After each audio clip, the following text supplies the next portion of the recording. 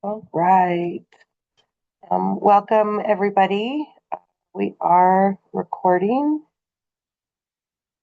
I am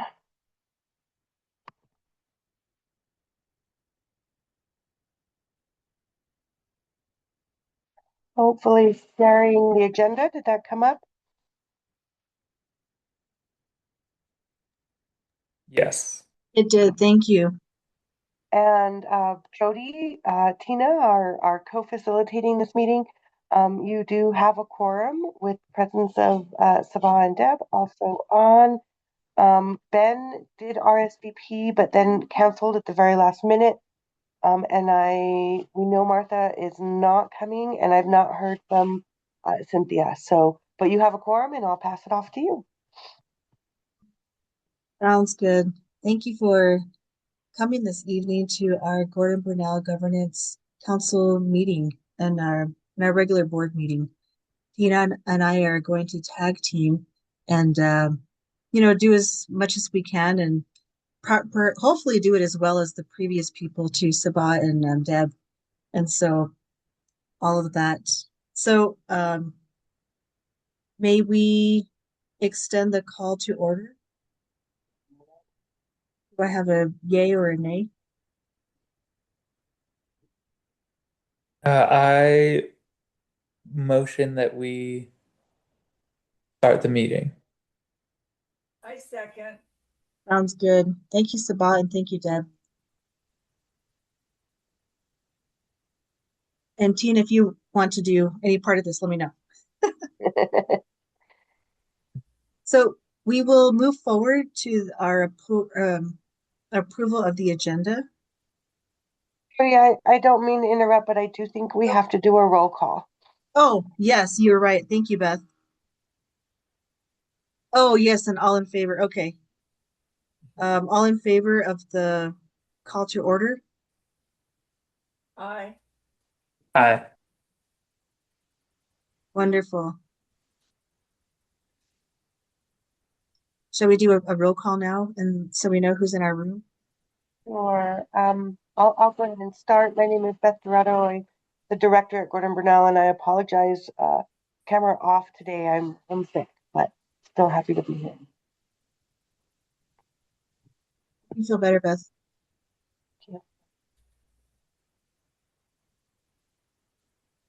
Martinez, board member. I'm Jody Brochet, also a board member. Deb DeTore, board member.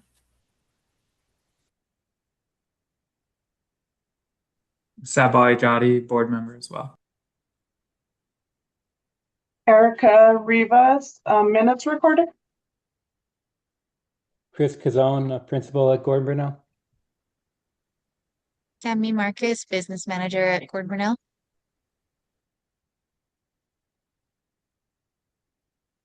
Wonderful. That looks like everybody. Did I inadvertently leave somebody out?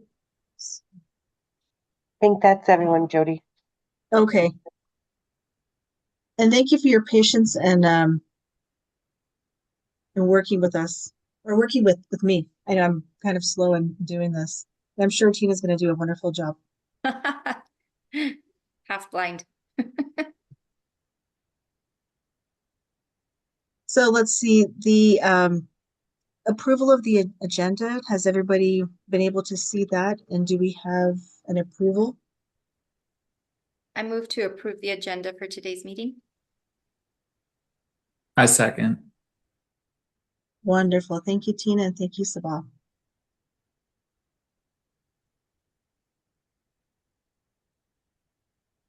Wonderful. So we will look at the minutes from the previous meeting. I don't know if you... Jody, I think we have to vote. Yeah, don't forget the all in favor after the motions. Correct. I'll put a little post-it or something. I I remember to do... had to be reminded a bunch of times. Oh boy. So the approval of the agenda, do we do people agree with that? Aye. Aye.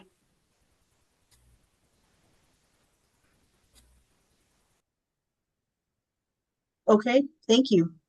Looks like we approved the agenda and we can move on to the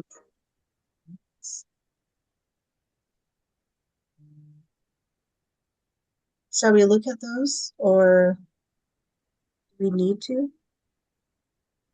They did go out, of course, as all the documents did in the email, and I'm struggling a little, but hopeful to get them pulled up here in a second. Here they come. Oh, no, that's the agenda again. Oh, did you not get a copy of the minutes? Let's see. Let me go back and look. I don't think you had a copy of the minutes. And so I don't know. I can get them forwarded to you now. We can take a minute to look at them together. We can table the approval of the minutes and then approve both past month's minutes at a future meeting. I apologize, but I do not believe the minutes went out on Monday with Okay, the other documents. They do appear to be missing. okay. I think I we should probably table, but that's my advice. It's your decision. My apologies. no, Jody, I agree with that. I think we should table it. Jody, And I move that we table. This is Deb. I move that we table the minutes until the previous month's minutes until our April meeting. wonderful. I Should second. we mark that or let's see.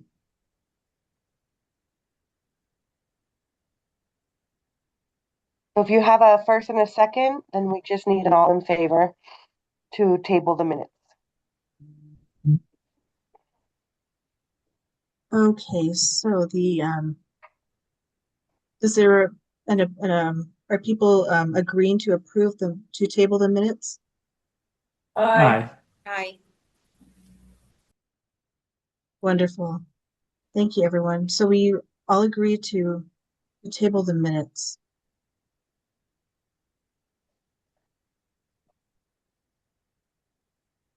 And we received the all in favor. We did. Let's see. Do people have I'm not too sure what we do about the public comment. It doesn't appear that there's anybody here that has an additional public comment.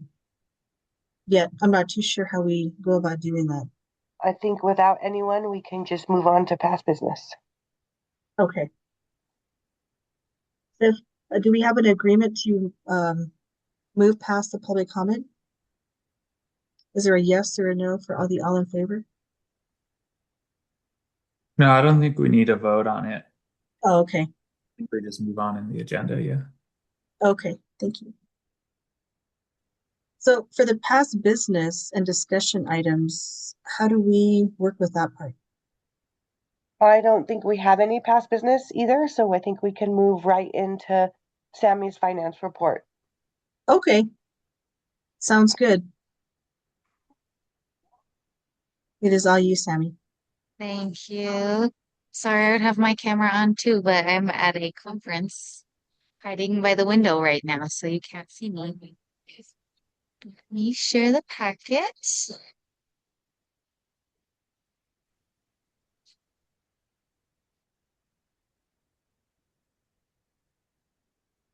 Um, okay, so we did go through these bars in detail at the finance committee meeting. And so I'm going to go through them a little bit quicker, but I just want to make sure everyone understands what we're looking at. So you'll see the first, I believe, 9 bars are to true up audited cash. So we have these kind of bars every fiscal year after our audit is released. What we do is we true up or true down our actual cash in our software. So when we do the budget at year end, around this time of the year, we estimate what we believe our cash will be at the end of the fiscal year. And so last year, because we, had talked a lot about a potential cash sweep, we estimated that we were going to spend more money last fiscal year to try to, use that cash for the school in hopes that it didn't get swept. And so this first bar, this operational bar, you'll see it's an increase of all $400,000. That's because last year we projected we were going to spend more money in case we had a cash sweep. As we got closer to the end of the fiscal year, and there was no more really talk about it, we ended up not spending most of that money. We also had a conversation with you all as the GC of how much of an additional principal payment that we wanted to spend. And when Beth and I had first talked about it, we talked about 250,000. We ended up agreeing upon 100,000 with you all. And so that's kind of why we have this large increase, is because we were projecting that we were going to spend it last fiscal year. By the end of the fiscal year, we ended up not spending it. And then we are truing it up now to what we actually had at the end of the fiscal year. Does that make sense to everyone? Okay. Again, stop me if you have questions, because that's really what all of these bars are doing. Is at the end of last year, we, estimated what we were going to spend as of the end of the year, and we either spent more or we didn't spend it. And so we're not increasing, we're not getting more money, we're not losing any money. We're just truing up or down to what we actually have in the bank. And so for SB 9, HB 33, this universal free lunch, emergency connectivity, instructional materials, New Mexico Schools COVID-19, all of those, we are increasing our cash balance because we had that money on hand as of June 30th last year, but we didn't project that we were going to have it. And so we're just truing up to what's actually in our account. You'll see we have two decreases. One is very minimal, 94 cents. The other one is a little under $500. It's the same concept, just the opposite. We spent a little bit more than we thought we were going to. Any questions on those? No? Awesome. The last two bars, you'll see we have an increase bar and an initial budget bar. The increase bar is for our state match cash. We get an allocation every year. It's about $6,500. And so that's super nice. And it does carry over. And so we can have that for multiple years. The next one is an Indian Ed grant that we did receive in February. I'll give a little bit of background, and then Beth, if you want to add anything, you can jump in. But we received the award in February. We applied for a position, a current position that we have. It's an EA, and we thought that we would be able to backdate the expenses and be able to request for the reimbursement for them. But they did let us know that it can only be from, did you say it's February 19th, Beth, right? I believe so, yes. About February 19th on. So from February 19th till June 30th. And so we will not be able to spend this whole grant because of that. And they do not allow any budget adjustments. So we can't say, well, can we spend it on supplies or on services for these students or things like that. It's basically final. What we got in our application is here. The program is aware that we are not going to be able to spend it all because we let them know our thought process and what we thought we were going to be able to do. And they said, it's okay. We understand. They appreciated that we told them that we unfortunately won't be able to spend it since it is so late in the year. We'll probably be able to spend about 20 to 25,000 of it, but not the full 41. Any questions on that? Questions? Wow, you guys are rock stars. Hopefully all of this is making sense. But you can always interrupt me if you have questions. We, of course, just have the details here for all of those bars. The operational one, we are not allowed to use this increase of cash to cover any salaries or benefits. So you won't see any salaries or benefit line items here, just all services, supplies, things like that. But these are just all the details for all of those bars.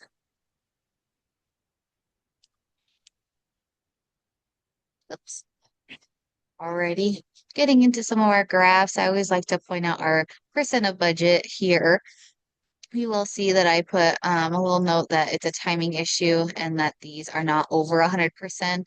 And during our finance committee meeting, Sabah and Jody had some awesome questions about these things. And so I just wanted to clarify with everyone in case, of course, when I write timing, I know what that means, but not everyone else does. So basically what happens with these funds, when it's a timing issue, it just means that there was a change at the end of the month and it made the fund go over that 100%, but then it's corrected, on the first of the next month. So you don't see that change reflected until the following month end. And for this outdoor learning grant specifically, what happened is we have two separate vendors that we contract with for the outdoor learning grant, and one of them was no longer going to be contracting with us.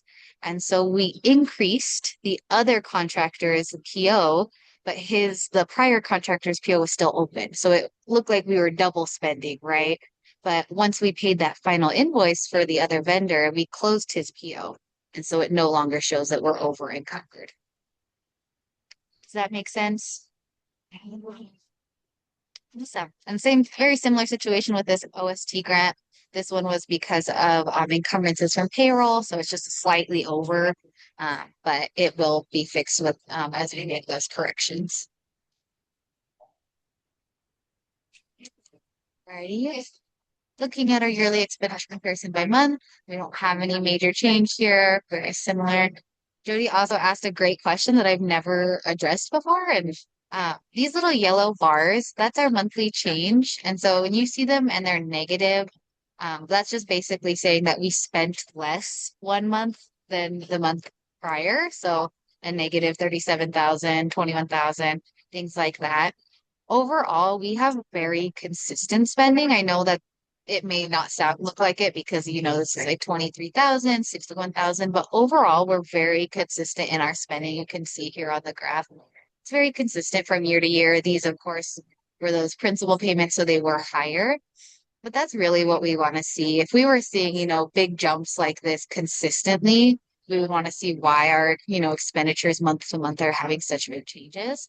But overall, we really do spend very consistent amounts. Our jump from July to August is always going to be large because in July, we don't necessarily always have everything encumbered because of the new fiscal year, new school year. And then August, we encumber everything and that will shoot up. Any questions on anything here? So we'll keep on moving.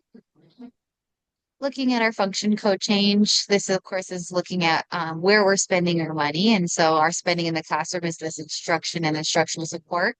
We've done a great job at staying really consistent this year around this 65, 64%. And this is huge because this really just shows that we are spending our money in the classroom. And that's really what we want to do is spend our money in the classroom. And when we have, you know, large capital projects, things like that, of course, it's going to skew our numbers.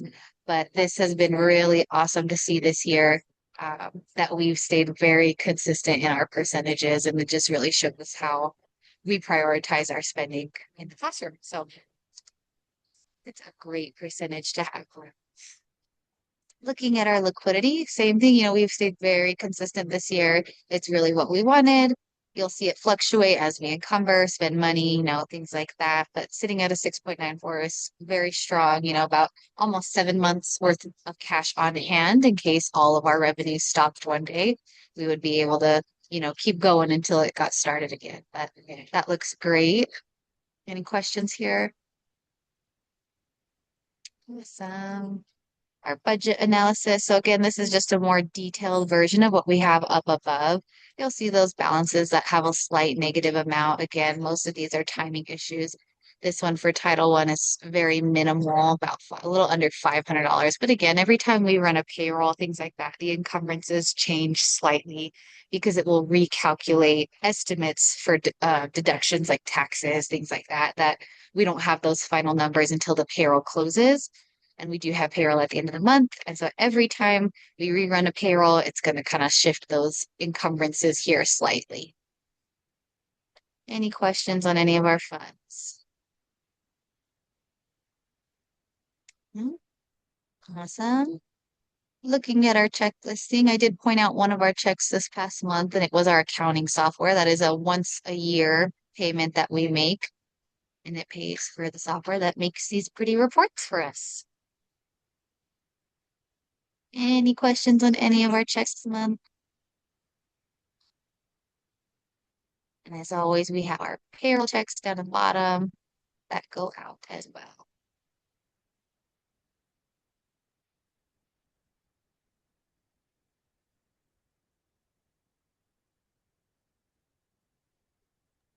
So these, of course, are just, oh, That's okay. That's- Sammy, Are you able to explain, if you go back up, Uh-huh.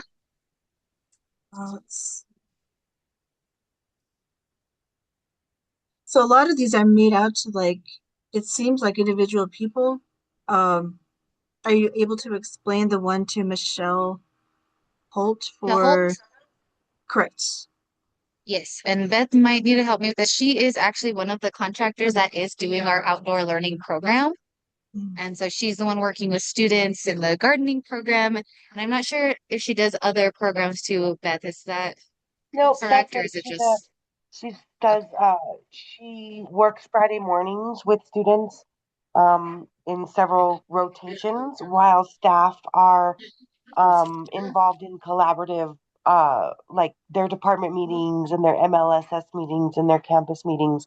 While staff are doing that, students are working either with Michelle Holt on Outdoor Learning Initiative, or with Michael Cedillo with Three Sisters Kitchen, or so students rotate through these kind of enrichment and contractor activities while staff have collaborative time. So she just happens to run her business through herself as a she doesn't have like an LLC. She's running it as a sole proprietor. So the checks are made to her name. But she's a contractor who we've worked with in the past and this year is working with students in the outdoor learning space. Sounds good. And I know that if we get audited, that you'll be able to explain who all these different people are. It just one. Absolutely. yes? We have contracts with each of them using a template that the lawyer has provided. Mhm. And so before we pay them, we enter into contract with them. Yes. And their Understood. invoices usually have the description specifically of what they're doing with the students too, what contracted service we have with them. So Thank you. absolutely. Any other questions? Alrighty, I am just gonna move through our detailed report, the account summary. This one's looking at all of our expense line items. This goes through every single account code and everything that we have. The next one goes through all of our revenue account codes. We have our balance sheet, the totals at the end, and then statement of revenues and expenditures and change. Oh, that went fast. And change in fund balance with our totals at the end. And looking at our bank reconciliation, we do zero out. And then I always like to point out our outstanding checks. We don't have anything that is stale dated, but I did want to point out this check here is for that student that we have been trying to get her check cashed since last fiscal year. And so we did reissue her check again to try again. And it is very much been a team effort. One of the social workers at the school is helping us. Paul's has been helping us. Beth, and we're just all trying to get her to be able to cash it. And it is her. We took her. Jake took her down to the bank, and she didn't have her ID. Was that it, Beth? Because she's a Job Corps student. She doesn't have an ID nor her documents to get an ID, so that's frustrating. But um, my understanding is that the social worker was continuing to try to work with some Job Corps personnel to remedy that. What is the check for? She participated in a Women in the Trades initiative that we had last spring, and this was a stipend for her participation. And then she's just been unable to cash it, so we keep reissuing it. At some point, we may just collect the money amongst staff and get it to her so that Sammy can stop reissuing the check and cancel it. But we do want her. She earned the money. We want her to get it. It's $40, but it's $40, man. Absolutely. Yeah. So that's Absolutely. one that we've been going over since I think it was May or June of last school year that I think this is our third or fourth time reissuing it now, but we're trying, we're pulling as many resources as we can together to try to get it cashed for her. A question about that, Beth and Sammy. I know that with certain pockets of money, there are restrictions on what you can purchase. Is it possible to purchase like a a gift card or a prepaid card to get to her that she won't need an ID for, or does the fund not allow purchase of cards? So gift cards are really difficult in schools. They're monitored very closely, and it's very easy to get findings with them. So we always recommend not doing gift cards if possible. And this did come from a special revenue fund at that time when it was issued. And so we just really want to be conscious of that. We have gotten advice, that to use petty cash, but the school doesn't keep petty cash on hand, so we can't just give her cash. We can't just withdraw cash from the bank account Yeah, necessarily. And so if we need to, I can look into some more options potentially if she really cannot get identification. And but it's just been one of those things that at first we just thought she was losing the check, and then we learned that she didn't have a bank account. And so it's like, okay, she doesn't have a bank account. And then that's when Jake was like, oh, I'll take her down to the bank, because that's what we did last year with some students, and they cash it right then and there. So then he took her down to the bank, and that's when we realized, oh, the issue is that she doesn't have identification. And so it's kind of been this, we're discovering the root of the issue. And so now I think with that we can try to figure out something else too if she's not able to provide that. But we do want to get her the money. We really don't want to have to send it to like unclaimed property or anything like that, because again, unclaimed property, you have to show a form of ID, right? right. So it's just being creative while still following what we need to follow. Yeah, okay. Thank you for addressing this and finding out all these different ways to make it work. Yeah, absolutely. So you'll see here, this is the one reissued check. And then I always like to point out down here that we do tie to our fake statement. Any questions on anything?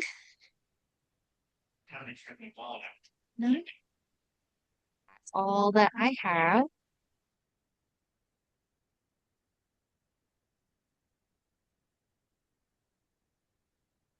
Wonderful. Thank you so much, Sammy. Thank you for that detailed report about like our finances, which, I think we all trust you to get these things done. So thank you for explaining that, all those different pieces. Absolutely. Wonderful. So do we have an all in favor for Sammy's finance report? I don't think we need to Oh, vote on the finance report. We will need to approve the bars and everything. But okay. will we do that No. later?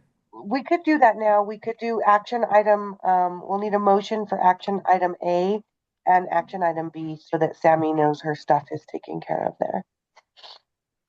Okay. Should we wait until we get to that part of the agenda, or should we do it now, like you said?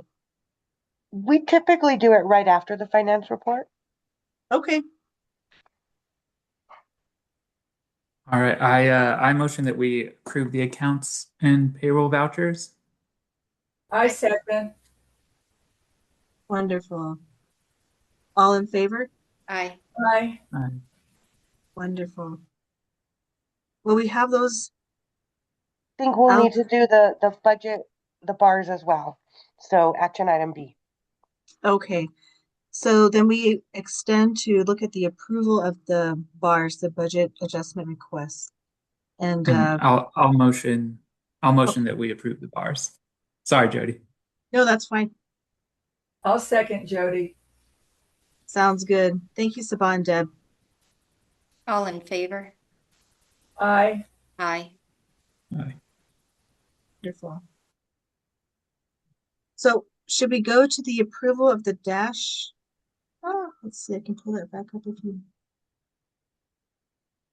My apologies. I was sharing and then I stopped. The dash was shared last meeting, but late I shared it with you late in the week, so you didn't have, I think I got it to you the day before the February meeting, and so it was tabled. in the hope that you would have a little more time to look at it. It's um, linked again in the March directors meeting. Struggling to open it, but let's see if I can slow down and make that happen. It's a pretty dense document. It's several pages long, but hopefully you've now had a kind of chance to review it.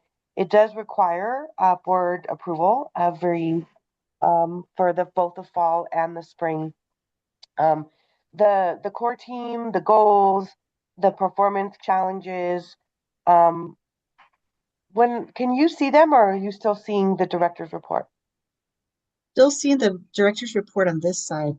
Yeah, I don't I know if think others are able to see because it. I did share just the document, and I thought it would be easier on my laptop here. But let me try this. All right. So this is the linked. It is linked in the director's report. So down in the performance framework area underneath the dash is one of those performance metrics that I try to keep you guys engaged with pretty consistently.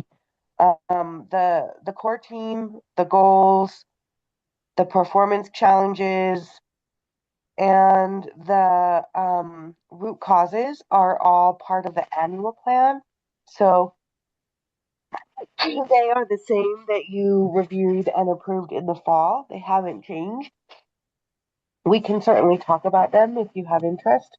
What is new is the 90-day plan for the spring. And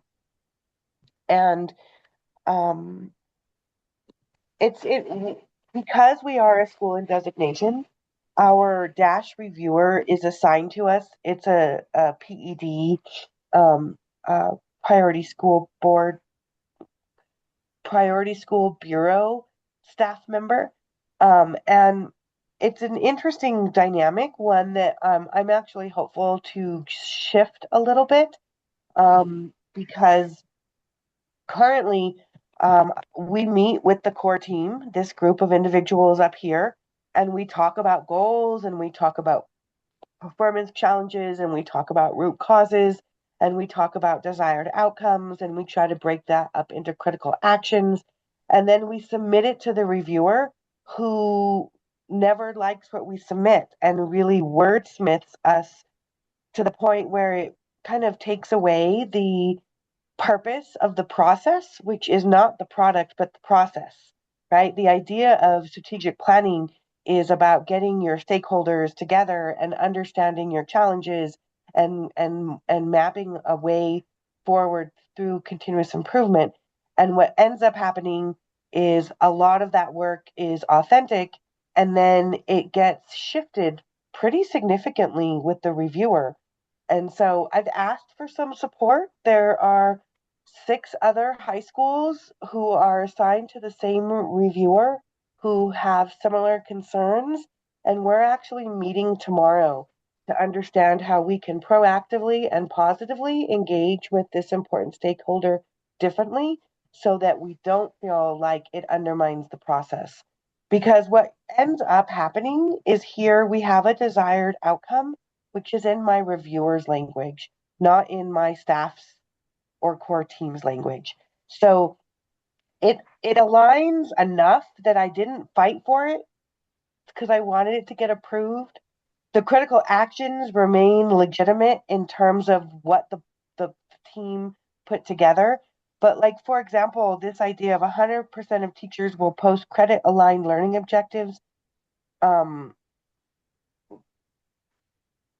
That's language. Well, it's not quite what we were getting at, but it's close enough, if that makes sense. That I just kind of allowed it to move through at this pace. And I don't know whether that's the best way to go about it or not, but it's why I'm actively working to re-engage with our reviewer as an important stakeholder. So I don't remember the exact language, but it was probably something like 100% of teachers will ensure that their direct learning activities are aligned to course credit and that they're communicating that alignment to students before students work on it. It was something along those lines. And this is close enough but it's far enough away that my team doesn't feel the ownership over it anymore. So I'm hopeful that we come up with a really positive way to re-engage our reviewer in a way that becomes more authentic. And I just share this with you in full transparency that it's a tricky situation, right? Between really authentically facilitating the type of data review and collaborative work that tool is meant to instill, and then the really unfortunate and Chris Cazone is on this call. He typically comes to the board meetings, and we appreciate that, Chris, but has some experience trying to work with our reviewer alongside me. And I'm curious if you have anything to add, Chris, or if you just want to be like, yep, keep going, Beth.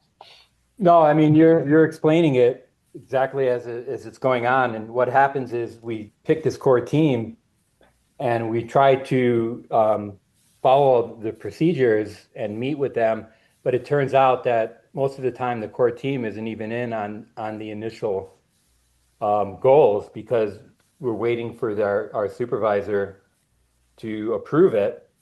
And by the time we get it, we're trying to translate exactly what she's saying. And it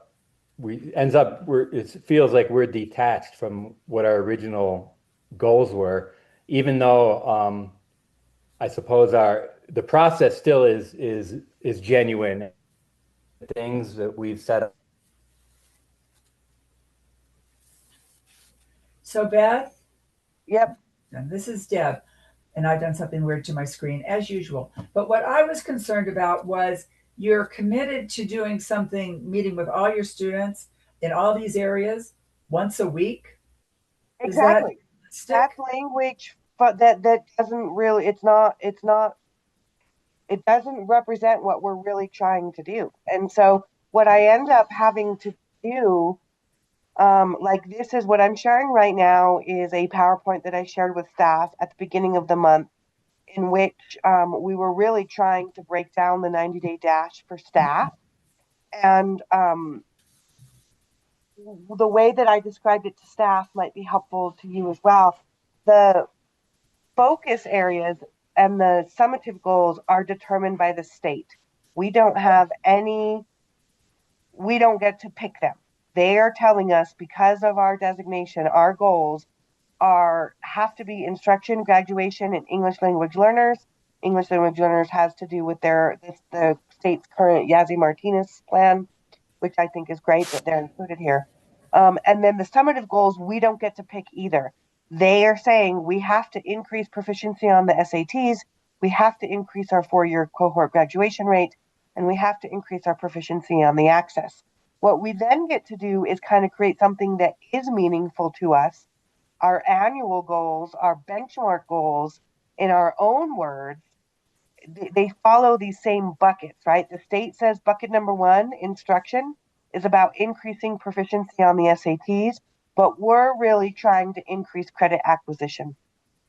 When they say we want to increase the 4-year cohort, we're saying we by improving our advisory model and our individualized learning plans, then we are going to increase the graduation rates of our school. And that when we're really looking at increasing proficiency on access, we're really making sure that all of our ELL students are working through their literacy, their stuff. The performance challenges and the root causes are pretty straightforward in terms of that's how we presented them. And again, we didn't rewrite them for this 90-day. They're from the fall. When we get to instruction, this is what our goal says. That is absolutely our reviewer's language. And for what it's worth, I will take the hit if it's not the appropriate thing to do. I'll take the credit if it ends up being okay. But I just accepted her language because there are other schools, as far as March 19th today, many of the other schools in this cohort that are meeting with me tomorrow to try to understand how we can work with this reviewer differently, still do not have an approved plan because they're like, no, I'm not going to change my words. And so they're at a stalemate. Their funds associated with it can't be reimbursed. And I chose to just accept her language and then explain it to staff in a way that I'm hopeful is meaningful. So carrying over from the fall, we're still focusing on our direct instructional block. What our additional focus on this spring is that all directed instructional activities are tied to credit acquisition. Because what we were finding is teachers were doing amazing things with students in the class, but students were half engaged and half not because it didn't count for credit anywhere, or maybe fully engaged because it was an activity that was that awesome, but not making any academic progress because the teacher hadn't connected that activity to a course in which they could earn credit. And so what we're asking the adults to do differently is to align direct instruction to credit acquisition and explicitly tell students how work counts for credit and to help students keep track of how they're or what they're doing is helping them earn credit. And so we actually have a pretty amazing observation tool that I can share with you as well that Chris Cazone, and I can pull that up in just a second here, that Chris Cazone developed to help staff understand what this looks like in the classroom. And we're kind of just like with the language that the reviewer was adamant about. Again, is this the way that this is supposed to happen? No. Do I feel the best about accepting language onto a plan that it doesn't actually fit 100% what we're doing? No. But what I do feel okay about is that while this language is hers, she didn't mess with our critical actions. Those critical actions are ours. And that's what we're actually saying is happening or is not happening, is the critical actions that are helping us move towards all of our direct instruction being aligned to credit acquisition, students understanding how it's aligned to credit acquisition, and students getting support in tracking their credit acquisition. And I break down the next couple similarly, right? Graduation, the goal that's on our 90-day plan, that's our reviewer's language. It started with our language, but it gets twisted, it gets shifted in the review process. And what we're really looking for are adherence to our advisory guides, which I also shared with you in my director's report. Similarly with the ELL, and then really breaking down the core team responsibilities. So, I mean, I welcome your feedback. I welcome advice on how to engage with the stakeholder differently. My choice was to accept her language and allow us to move forward in working towards the critical actions. Some of my colleagues are at a stalemate with her, and their plans have not been approved, and therefore they're not meeting their 30-day marks, their 60-day marks, their 90-day marks, and the funding associated with it is also not flowing. So open to your thoughts and feedback on this whole issue. So Beth, I think that, like I said, I think what you have written, and now I understand better, and maybe Chris has something. I just don't want them to come in and say, maybe you have something that documents this once a week meeting, because it seems to me to be quite ridiculous. And I don't want to, since we're already a priority school, I don't want us to get further dinged by this same person coming in and saying, but wait a minute, you didn't meet with everybody once. You know, prove to me that you met a minimum of once a week with all your students. That's what I was worried about. And so our advisors are required. If we look at the advisory guides and what our advisors now, is every teacher going to meet with all 130 of their students every week? No. But is every advisor meeting with their advisory student, their advisees once a week? Yes, that is the expectation. And it is an expectation with them to be talking about what they're working on. So if we look at this high school, like the North Forth High School Advisory Guide, we can see that we are expecting that teachers are meeting with their students weekly. And the way that we check that is we do in Synergy. Okay. Both Chris and Chris are because advisors are expected to be putting in a note weekly on students. And so administrators are looking in. Jessini Abeda, her advisor is Rita, and Rita meets with her weekly and makes a note on it. And so these notes are supposed to be about breaking down those semester long ILP goals into, and so we are meeting with every student every week. Yeah, can I add something? Please do jump in. Yeah, no, I spent all day today doing an audit on student notes and ILPs. And although, Beth, I don't know if you saw the emails, there are a lot of problems with our ILP, but that's a That's a software platform issue. issue. Yeah. But what blew us away is we checked every student. Every single student has weekly documentation. And every one of them are being seen once a week, except for a few at MDC. And due to the problems in the jail, it's close to every week. It's almost like 10 days or 1.5 weeks. And some of the students who are on the verge of being unenrolled at Northforth because they're not coming in, they're not being seen every week, but they're not showing up either. So, that's an attendance issue. But I could guarantee you that the documentation is there to prove that students are being seen and that the advisory model is working. Thank you, Beth. Thank you, Chris. That You're welcome. puts my heart at ease. Absolutely. So yeah, I don't feel like we're being, I share this with you out of transparency because I want to really work on this particular stakeholder relationship in a way that this tool can be more effective and more authentic. But we also didn't accept this plan as something that it's not way out there either. It's rooted where we started with our core team. My concern is the overreach in the language and wanting it to be the language to remain language that staff and students alike are familiar with.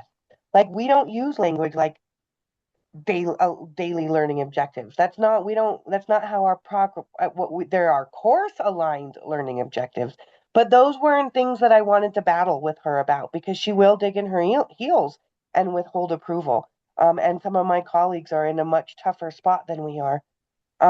But the goals they still resemble what we're working towards. It's just this matter of wanting to make sure that they're authentically our language, and they're not currently. So Beth, I have a couple of questions. Last time I interacted with the Dash several years ago, I would run into the same kind of issue. Like these are your goals. You have to have these goals. And the way that we would work around that is to add our own goals. So instead of having 3, we'd end up having 5 because we wanted our own in there. It was extra monitoring, but there used to be a place in the Dash where you could upload things like to a filing cabinet. And that's kind of where we would show, our own work and our own goals. Do you feel like the goals that she has wordsmithed are far enough away from your original intent that it would be beneficial to put in, or do you even have the option to put in extra goals? I love the suggestion. My only concern is until we have a more, I just worry she'd wordsmith our extra goals as well. Do you know what I mean? Like she would, but I appreciate it. I think where I've landed right now that feels authentic and real to me is while she is and the state is requiring our summative goals, our benchmark goals, the way that I'm looking at it, I'm like, well, that's like summative goal restated in GBCS language. Like, what are we really trying to do? I really believe that if more students earn English language arts credits, because I know my English language arts program is sound, they're gonna do better on these assessments, right? That the only way that we can ever get the chance of having them do better on the assessments is if they have more experience with the content, right? Is if they if they have experience with the content. So I feel like even though it's a stretch, we did add, and I say that because we did add similarly to what you're talking about. I was like, well, I really want to I want students to have more opportunity than just, here's some academics and get through it. And so I added this second, um, oh, I don't know that it came through on the 90-day plan. I kind of did something in the fall plan similar to what you're suggesting and tried to add a second graduation goal, and it kind of worked, but she ended up shifting it as well. Do you know what I mean? Where I was like, okay. So now people are like, what do you mean they need more real world experiences? And I'm like, well, I was trying to get at, I wanted more um, hands-on activities as opposed to here's an online program, here's a packet, right? And that shifted to her in her language, which again is not far off, but it turned into us looking like students needed more real life connections, which isn't a bad thing either, but it's not what we were trying to get at, if that makes sense. It's enough of a shift that it's really bothering me. And so I'm glad that we're going to be proactive, but I don't know what that means.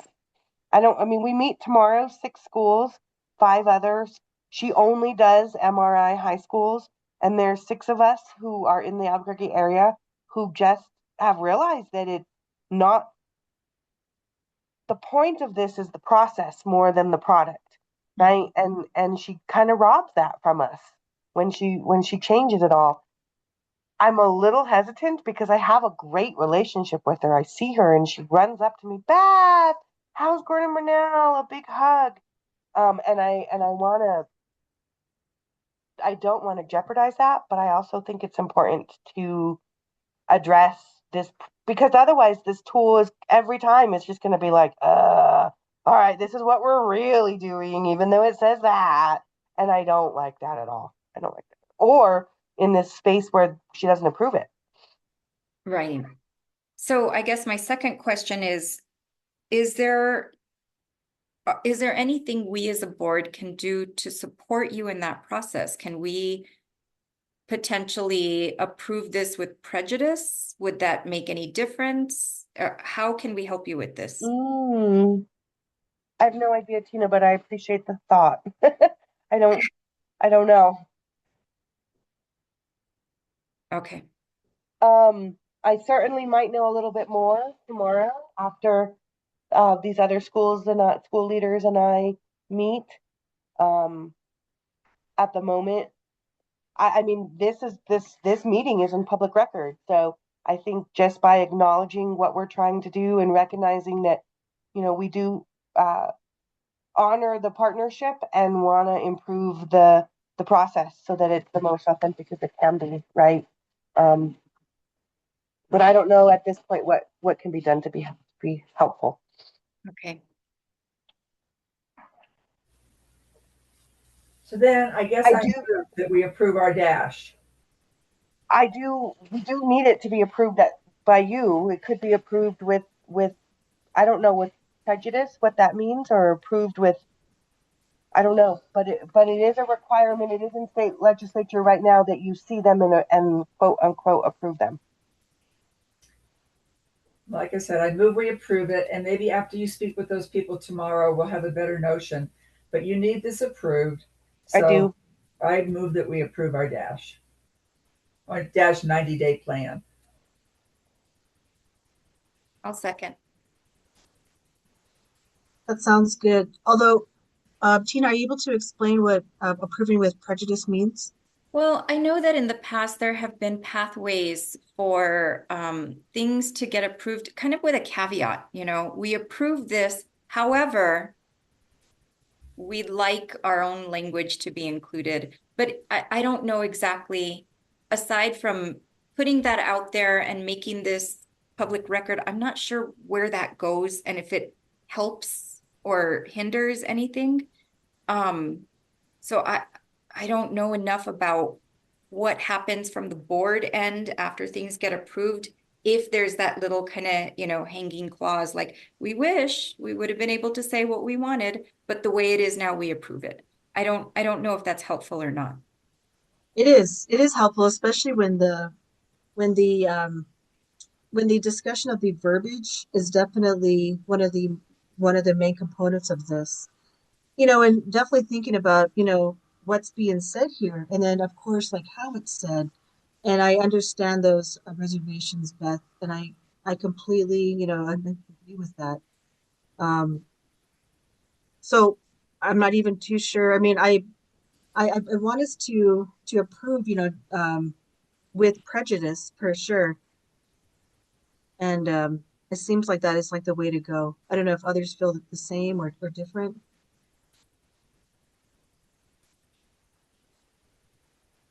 I guess I would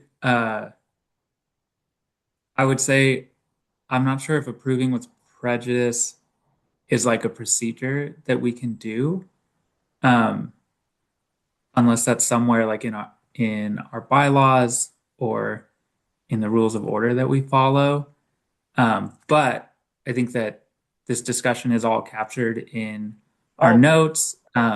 This meeting is recorded and we can come back to it. So that will exist in the record. Um, and yeah, I guess the way I've kind of seen it done before, where you're voting yes on to moving something forward, but you have reservations about doing so, or you might want to review it in the future, is just to do the yes vote on it, but to give an explanation of the vote and note for the public record what future action you might like to see being taken with it, which I think we kind of all just did in a way, or at Yep. least Deb and Tina, who moved to approve it, both explained their reservations when they did so. And we do this twice a year. So it seems like between now and the next time we have to approve our dash in the fall, we can make a point of having a better understanding of how we can support Beth and the school in how we word our dash. That sounds great. Sounds really good.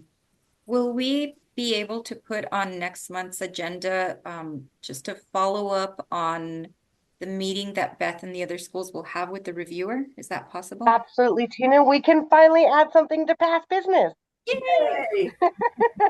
I will make a note that we add this to past business next month so that we don't forget to return with an update. That's Great. great. I do think that we need to all in favor and then acknowledge the approval of the spring dash. Sounds good. Do we want to motion for those in favor? I think I did already, Jody. I think I moved and Tina seconded. Oh, okay.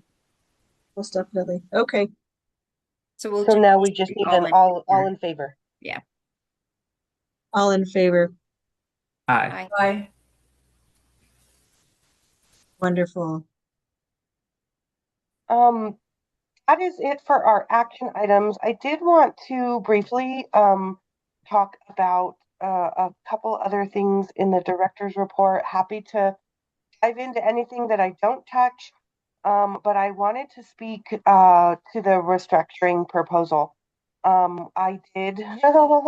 There is an 85-page workbook application for restructuring that I picked up from Priority School Bureau yesterday at school budget. And I haven't even cracked it open. I just put it in my bag. I was already not feeling that well yesterday, so I was like, I will look at this later. And then today I've been mostly trying to anyhow. There's a pretty extensive application, but leading up to that, we've been talking about what does significant restructure and redesign look like. We had a pretty interesting process to get to the plan that we're currently considering. It's not at the stage at this point that requires a vote. It's still very much a working plan, a working document, or a plan in being developed, a developing plan. But we're really had some straight conversations. If we want to serve students better, how might we do things differently? And I had a lot of interest from staff and students alike to take place in that conversation. A survey went out to students, and several focus groups at Northforth were held to kind of gain some information there. MDC students and staff alike participated in the larger needs assessment a little bit earlier in the year. You also got those results from Kiana in this director's report. But when it really came down to engaging staff around how we might restructure the school to meet these new requests, I didn't want to oversee a live debate. I knew that some of the proposals that leadership and other staff members were talking about were controversial, and I know I've got some really outspoken staff members who will monopolize any sort of meeting. And I know that I've got some really thoughtful, quieter staff members as well who I wanted to hear from. And I didn't want to be responsible for what I heard or didn't heard or kind of refereeing that. And so we did the work asynchronously. All staff were invited to the think tank and were given about a week and a half to propose structural changes or design changes to the program. And then all of those responses were shared back to staff, and they were given just about a week and a half, a week and a weekend, to strengthen, to hold up proposals that they thought were really powerful, or to identify risks, or to or concerns about proposals that they thought they weren't well developed or could be problematic. People didn't have to have fully fledged proposals. The invitation could be for partial ideas, for questions, but it really did promote quite a bit of response, which you saw. And I think we're leaning towards some pretty significant decisions that I'm hopeful that you guys can provide some feedback on if you have. One of those decisions out at MDC, we currently classify students into kind of 3 different categories. We have our adult ed students. Adult ed students have to be in a school pod, and there's a long wait list currently for adult ed students to get into the school pod. High school students, we try to get moved into the same school pod where we're servicing adult ed students, both male and female units we're in. But so we have students in the pod in high school, but when students couldn't be in the pod, we committed to serving them in the facility wherever they were at. We had the extra funding for the high school, and we wanted to make sure that happened. We call those pod walking students because we have staff that walk pod to pod. They walk out to the segregated units, they walk to the medical units, they walk to whatever unit a youngster is in and provide services wherever they are. We are proposing to stop pod walking because, number one, it takes an incredible amount of human resource to do, and we're not seeing a lot of academic progress in those students.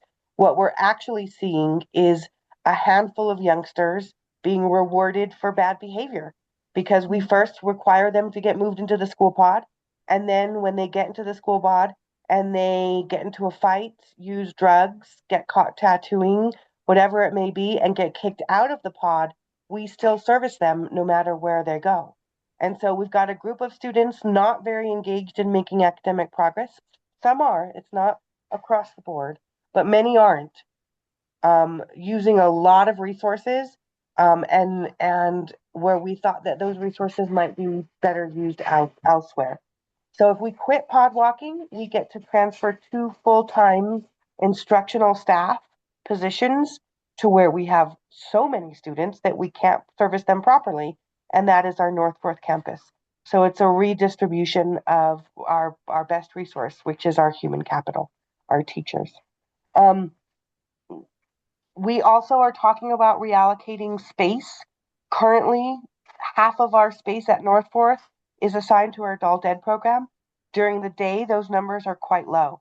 So we're talking about simultaneously bringing staff down to Northport, we're also talking about moving our daytime adult ed staff out of Northport and having them go out to MDC. That means we can open another pod for adult ed at MDC, and also another space for high school students to go and get serviced. So if they can't come to the school pod because they have a co-defendant or a keep away, that doesn't keep them away anymore. If there are two men's pods open, right, for our youngsters to go to, we're hoping that helps soften the blow in terms of equity for those students that were receiving pod walking services, that it really does become their behavior and not a keep away that's keeping them out, right? If we will fully staff our adult ed night program, both at Northforth and Polk continuously, and allow all of that space then to be utilized during the day by the high school staff and students. So that's a pretty significant redistribution there of space and time and resources. Additionally, when we were serving 30 to 50 students on the high school campus in the community, a drop-in model without schedules worked because everyone is on an individualized learning plan. They were on an individualized schedule, and we could just kind of mitigate any problems with that as a one-off. As those numbers have considerably grown, our population is younger and requires a little more structure. Moving into next year, we do plan on assigning schedules to students, not necessarily what they're working on when, but where they'll be. So that in the morning, they will rotate through the science room, the math room, the English room, the social studies room, and elective room, and then have lunch. And then in the afternoon, we're looking to have a little more self-selective opportunity and focus on our work-based learning, our contracted services, our enrichment services, some project-based learning, our capstones. So that is also pretty significant change in terms of restructuring or redesigning. We're hopeful that our younger population in the community with that added structure won't be able to hide from coursework that they're avoiding because it's difficult or not their favorite, and hopefully increase their productivity and eventually our graduation rates as well.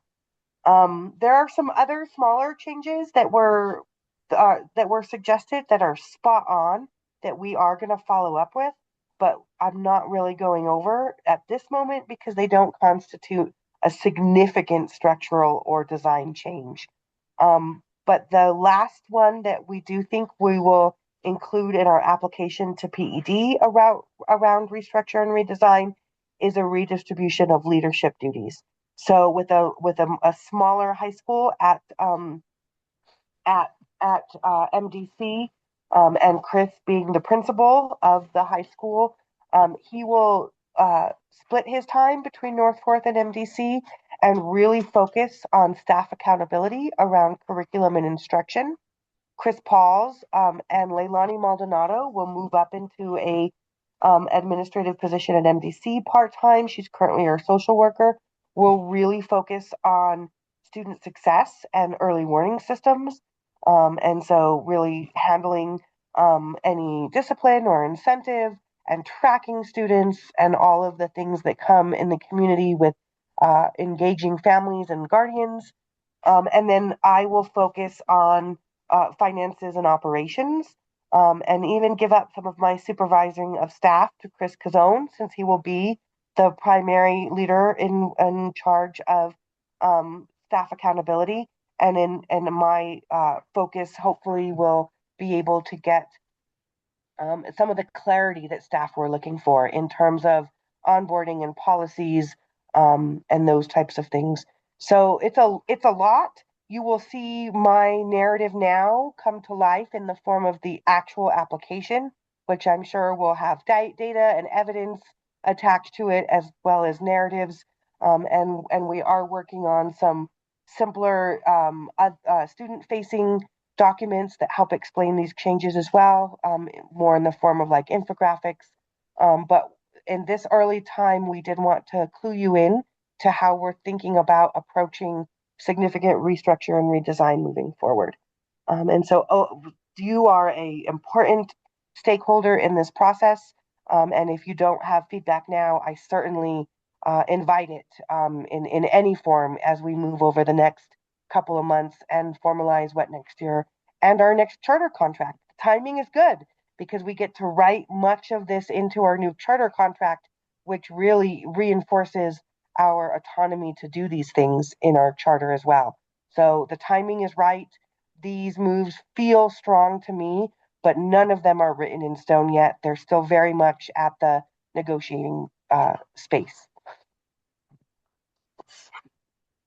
And then if there's anything else in the director's report that you want more information, I'm happy to go into it. But I really just wanted to highlight this in terms of bringing it to your attention.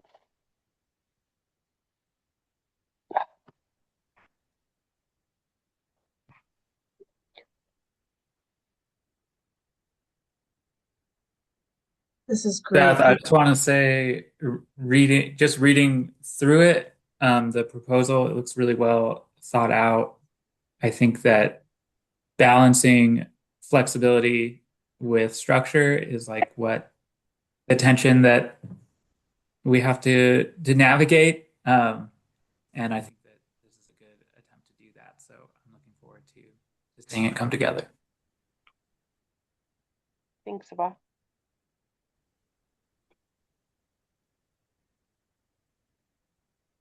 Wonderful. It appears that we've covered all of these items. Please let me know if I inadvertently did not